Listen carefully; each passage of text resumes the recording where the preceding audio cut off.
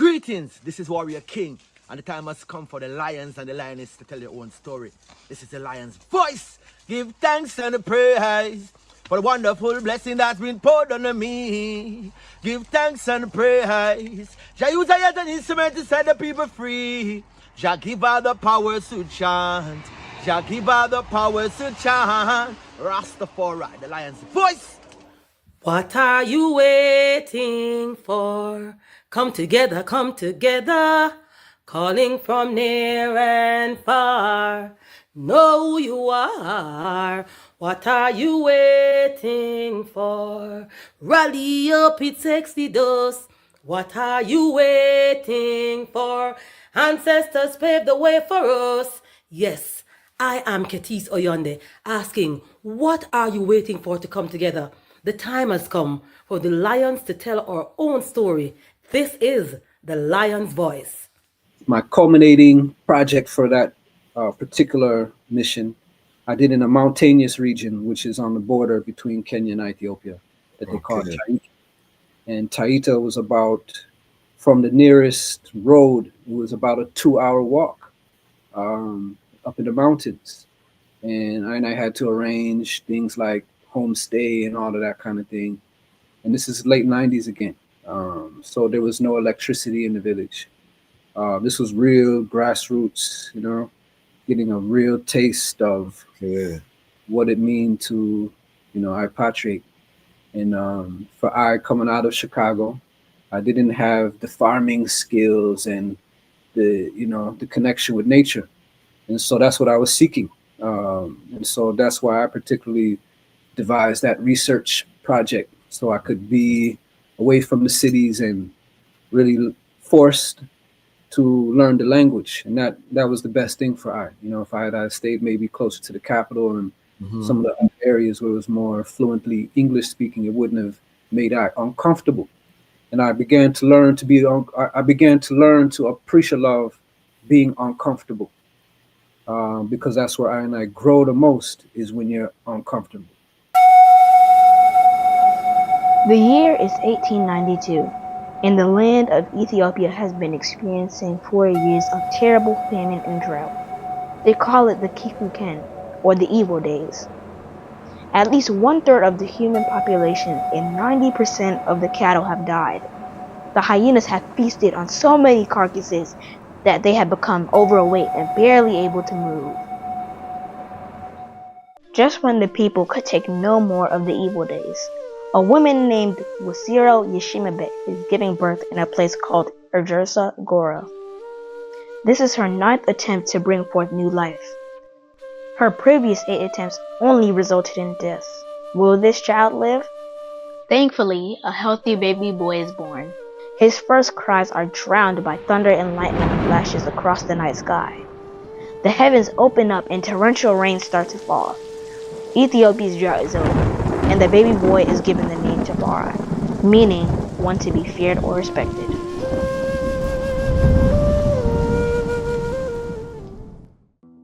Lich Tafari's father, Ras Makunin, is a very important man in 1892 Ethiopia. Although he is overjoyed at the birth of his newborn son, he cannot spend much time with him. Ras Makunin is the governor of Harar and must get back to the famous walled city to deal with its affairs. Furthermore, he is the foreign minister of Ethiopia, and having traveled to different places in Europe, he is very aware of the material and military advances they have made and the looming threats they pose to his country.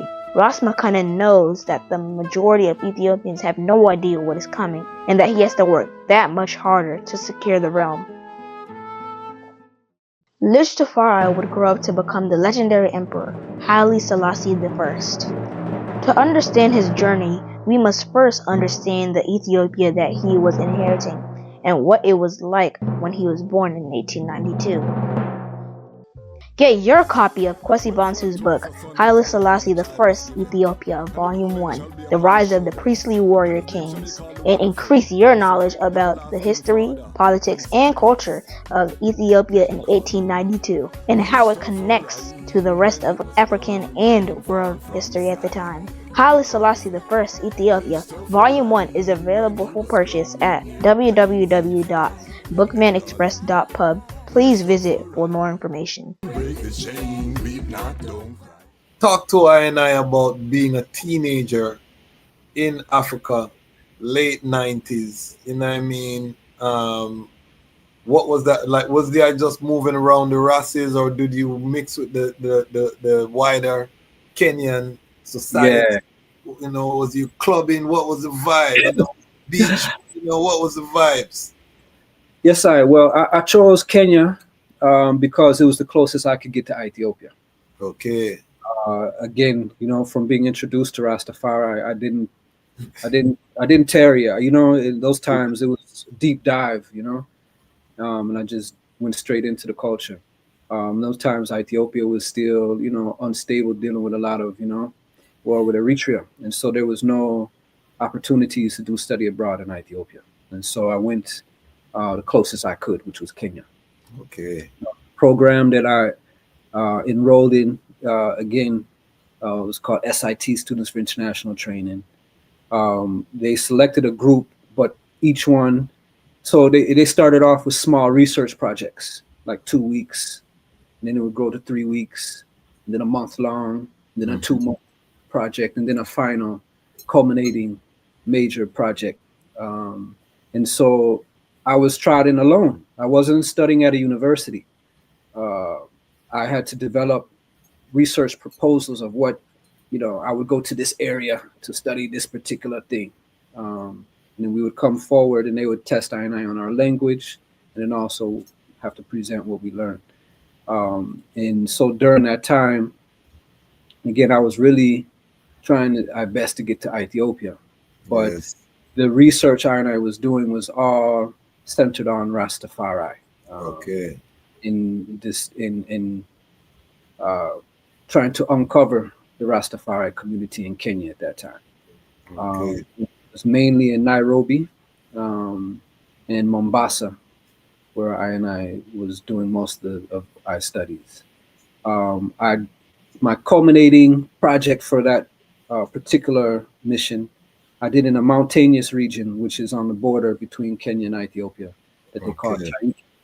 And Taita was about, from the nearest road, it was about a 2-hour walk up in the mountains. And I had to arrange things like homestay and all of that kind of thing. And this is late 90s again. So there was no electricity in the village. This was real grassroots, getting a real taste of what it means to, repatriate. And for I coming out of Chicago, I didn't have the farming skills and the connection with nature. And so that's what I was seeking. And so that's why I particularly devised that research project, so I could be away from the cities and really forced to learn the language. And that was the best thing for I. If I had stayed maybe closer to the capital and some of the other areas where it was more fluently English speaking, it wouldn't have made I uncomfortable. And I began to learn to appreciate love being uncomfortable. Because that's where I and I grow the most, is when you're uncomfortable. And I learned that through the repatriation mission, that it's all right to be in a place where ones are speaking, you don't even know what is being said.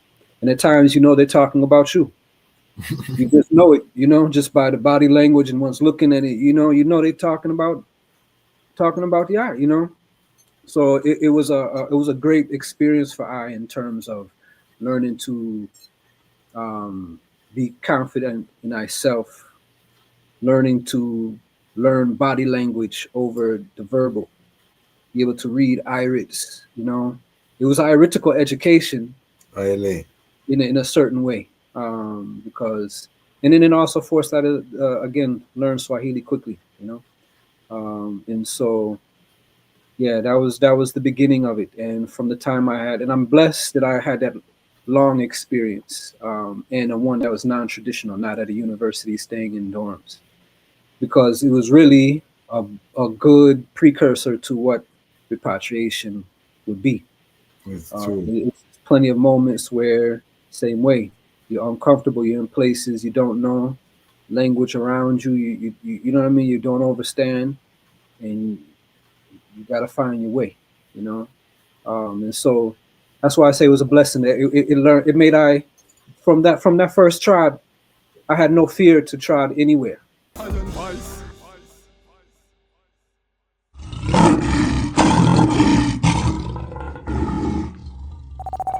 This is culture sound, a Rastaman sound, positive sound. Culture sound system with DJ Culture Fire TG. And now you're in tune to the culture sound, Rasta sound. Culture sound, because of DJ Culture Fire TG. I help coming from the true living eyes, Imperial Majesty Emperor Haile Selassie the First, who created Zion and earth. He shall not suffer and I foot to be moved. I hold, he that keepeth Ethiopia shall neither slumber nor sleep. Well, youths in the streets right now, riots in your town now, Babylon them burning down. One bad police right now, riots in your town now, Babylon them burning down. No justice, no peace right now, riots in your town now, Babylon them burning down. The fire not cease right now, riots in your town now, Babylon them burning down. The youths them rise against brutality, man a kill another man for your salary. Them train them at the shooting gallery, black and loot, you might lose all your family. Them defend white supremacy, so them see the African as them enemy. Yeah, I'm gonna say culture sound like this for centuries, them sick mentally. That's why we have the out in the streets right now. Riots in your town now, Babylon them burning down. One bad police right now, riots in your town now, Babylon them burning down. No justice, no peace right now, riots in your town now, Babylon them burning down. The fire not cease right now, riots in your town now, Babylon them burning down. Them said them tired of the looting, I and I tired of them shooting. Ku Klux Klan they recruiting, then them dress up in a blue suit and they're brutalizing our youths. Them no court, they just execute them till the people start learn the truth. And the black youth go strap on them Gideon boot and them out in the streets right now. Riots in your town now, Babylon them burning down. One bad police right now, riots in your town now, Babylon them burning down. No justice, no peace right now, riots in your town now, Babylon them burning down. The fire not cease right now, riots in your town now, Babylon them burning down. Now this is the original feeling their responsibility to lead the youth them to a brighter future. Well, I and I hear the conquering line of the tribe of Judah, Earth's rightful ruler. Not just to free Ras Tafari crowd, unconquerable. We come to tell them about Babylon, they're falling down. Alright, in a culture sound, you me a million, but we come to tell them about the free Ras Tafari crowd, unconquerable. We come to tell them about Babylon, they're falling down. Uncle yo, me come fi tell them out how heap a palace intrigue in fighting between Solomon seed. Well, them press tight to want her family fi lead. Well, King Michael was representing the King Michael. Now watch the orphan married to him niece, who get up every day and a study and a read.